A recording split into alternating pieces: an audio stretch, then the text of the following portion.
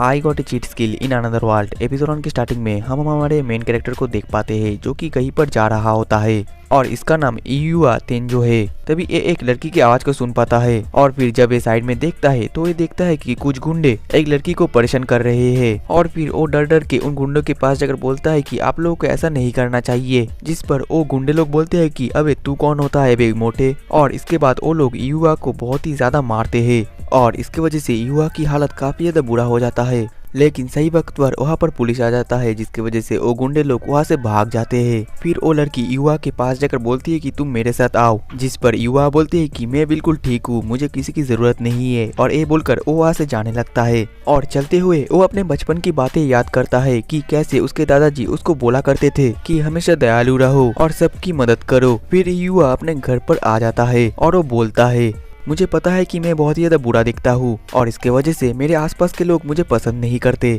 जिसकी वजह से बचपन से ही मुझे स्कूल में बहुत ही ज्यादा बुली करा गया था। और सिर्फ स्कूल में ही नहीं, मेरी मम्मी पापा भी मुझे पसंद नहीं करते थे क्योंकि मेरे छोटे भाई और बहन मुझसे ज्यादा सुंदर दिखते थे, इसलिए मेरी मम्मी पापा मुझे ह्यूमन की तरह ट्रीट नहीं करते थे। और इसके अलावा भी मिडिल स्कूल में तो मुझे हर रोज बुली का सामना करना पड़ता है। और इन सब चीजों के बीच में सिर्फ मेरे दादाजी मेरा ख्याल रखते थे। लेकिन एक दिन उसके दादाजी भी उसको छोड़कर चल बसे और उनके मरने के बाद उन्होंने इस घर को मेरे नाम पर कर दिया और सारा सेविंग्स भी मेरे नाम पर कर दिया। और इसकी वजह से युवा के मम्मी पापा युवा से एक घर छीनने वाले थे, लेकिन युवा के दादाजी ने पहले से ऐसा प्रिपरेशन कर रखा था कि एक घर युवा के अलावा और किसी के नाम पर ना हो। और इसकी वजह से युवा के मम्मी पापा युवा को छोड़ दिए और कई और जगह पर जाकर रहने लगे। और अब युवा हर दिन पार्ट टाइम जॉब करता है अपना खर्चा चलाने के लिए। देन अगले सीन में हमें एक स्कूल का सीन दिखाया जाता है जहाँ पर ग्रेजुएशन सेरेमनी चल रही होती है और वहाँ पर युवा भी होता है, जहाँ पर उसके बुक में सभी लोग बहुत ही ज्यादा उल्टा सीधा बातें जैसे कि मोटा अगली ऐसा लिख रखा था। और फिर युवा वहाँ से भागने की कोशिश करता है, लेकिन तभी पीछे से कुछ पुलिस आकर युवा को लात मारते हैं और नीचे गिरा देते हैं। और वहाँ पर वो लोग बोलते हैं कि भले ही तुमने मिडिल स्कूल से ग्रेजुएट कर लिया, लेकिन तुम हमेशा मेरे लिए पंचिंग बैग ही रहोगे। युवा बोलता है कि मेरा पार्ट टाइम जॉब है, इसलिए मुझे जल्दी जाना पड़ेगा, नहीं तो मुझे देर हो जाएगा। लेकिन वो लोग युवा को जाने नहीं देते और युवा को बहुत ही बुरी तरीके से मारते हैं। वही साइड से एक लड़का और लड़की ये सब कुछ देख रहे होते हैं और हंस रहे होते हैं। असल में ये दोनों युवा के छोटे भाई बहन हैं। और इसके बाद शाम हो जाती है और मार खाने की वजह से युवा की हालत काफी ज्यादा बुरी होती है और वो अपने काम के जगह में भी लेट पहुंचता है, जिसकी वजह से वहाँ के मैनेजर उसको काम से निकाल देते हैं। देन अगले सीन में युवा डिनर करता है और डिनर करने के बाद वो अपना मुंह धो ही रहा होता है कि तभी उसको अपने आप पर बहुत ही ज्यादा गुस्सा आता है और गुस्से में आकर वो अपने सामने मिरर को ही तोड़ देता है। और मिरर को तोड़ने के बाद वो अपने साइड पर वॉल पर भी घुसा मरता है, लेकिन वहाँ पर एक सीक्रेट दरवाजा होने के कारण वो खुल जाता है और उसके अंदर एक रूम होता है। और ये देखकर तो युवा काफी ज्यादा शॉक्ड होता है क्योंकि उसको इस सीक्रेट रूम के बारे में पता नहीं होता। फिर उसको याद आता है कि उसके ग्रैंडपा कभी कभार बहुत ज्यादा अजीब अजीब चीजें लाया करते थे और उन्होंने सारी चीजों को इस जगह पर छुपा कर रखा था। वही युवा इस घर को एक्सप्लोर कर ही रहा होता है कि तभी उसको एक बहुत ही ज्यादा अजीब सा दरवाजा मिलता है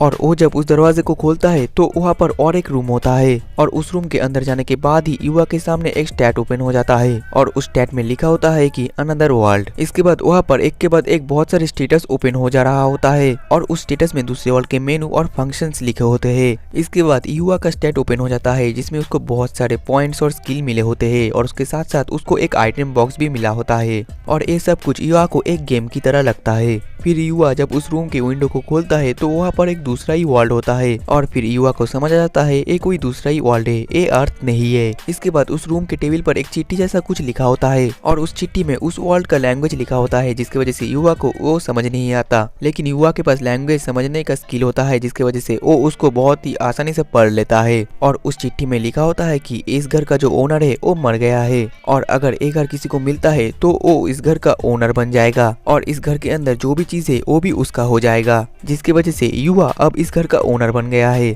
और उसमें ये भी लिखा होता है कि इस घर के आसपास एक बहुत ही शक्तिशाली शील्ड है जिसको ओनर के अलावा और कोई क्रॉस नहीं कर सकता या तोड़ नहीं सकता। इसके बाद युवा अपने आइटम बॉक्स से एक तलवार निकालता है और फिर युवा उस घर के गार्डन में जाकर उस तलवार के साथ कुछ स्किल को ट्राई करने की कोशिश करता है, लेकिन वो उसमें फेल हो जाता है क्योंकि वो अभी बिगिनर लेवल पर है। इसके बाद वो अपने आइटम बॉक्स से एक के बाद एक बहुत सारा हथियार को निकालता है और उसको ट्राई करता है, जिसमें कि बो एरो भाला और भी बहुत सारे हथियार होते हैं। इसके बाद युवा बोलता है कि ये सभी हथियार बहुत ही ज्यादा खतरनाक है, जिसकी वजह से वो वो सभी हथियार को फिर से आइटम बॉक्स में रख देता है और फिर वो अपना लास्ट भाला हथियार को भी आइटम बॉक्स में रखने वाला ही होता है कि तभी वहाँ पर एक ब्लडी ऑर्क उसके ऊपर हमला कर देता है। लेकिन उस घर के आसपास के शील्ड की वजह से युवा बच जाता है और उस ब्लडी ऑर्क को देखकर तो युवा बहुत ही ज्यादा डर जाता है।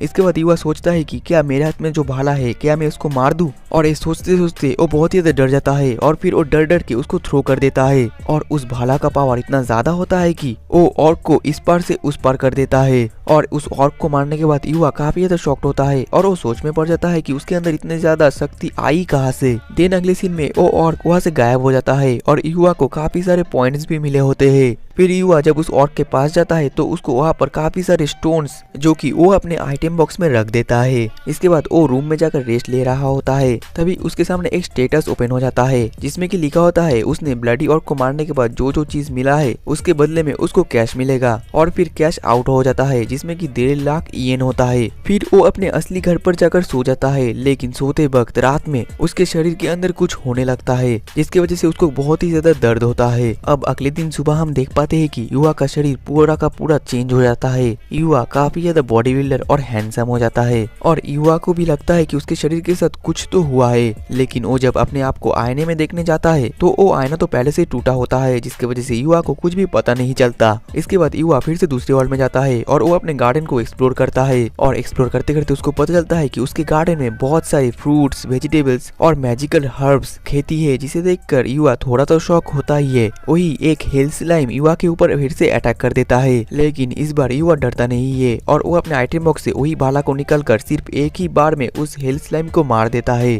और वो हेल स्लाइम मरने के बाद उससे भी कुछ मैजिकल स्टोन और एक खाने का जेली और भी कुछ आइटम्स निकलते हैं और साइड में एक ब्लैक मून नेकलेस भी पड़ा हुआ होता है जो कि एक रेयर आइटम है। युवा उस नेकलेस को अपने गले पर पहन लेता है और फिर इसके वजह से युवा के कुछ पॉइंट्स भी बढ़ते हैं और उसको पैसे भी मिलते हैं। इसके बाद वो अपने उस पैसों से अपने लिए एक न्यू यूनिफॉर्म बनाता है क्योंकि उसके स्कूल में एंट्रेंस सेरेमनी होने वाला है। देन अगले सीन में युवा रोज ही अपने दूसरे वर्ल्ड में जाता है और वहाँ पर जाकर वो खेती वगैरह करता है, खेतों में पानी डालता है और वहाँ से कुछ वेजिटेबल्स फ्रूट्स निकाल कर खाना बना कर भी खाता है। और युवा दूसरे वर्ल्ड के बारे में और भी ज्यादा इन्फॉर्मेशन निकालने के लिए वो लाइब्रेरी से बहुत ज्यादा बुक भी पढ़ता है। वही दूसरी तरफ वो अपना प्रैक्टिस भी जारी रखता है और वो हेल स्लाइम को मारने के बाद जो जेली मिला था वो उसको भी ट्राई करता है जो कि उसको काफी ज्यादा पसंद आता है। देन शाम हो जाती है और युवा कहीं पर जा रहा होता है, तभी उसके ऊपर एक गॉब्लिन अटैक कर देता है, लेकिन युवा फिर से एक ही अटैक में उस गॉब्लिन को बहुत ही आसानी से मार देता है और इस बार उसका जो फिजिकल स्किल है वो भी काफी ज्यादा इम्प्रूव हुआ है। और युवा बोलता है दूसरे वर्ल्ड में मैं कितना भी ज्यादा ताकतवर होना जाऊँ, कल से तो मुझे फिर से वही जिंदगी जीनी है।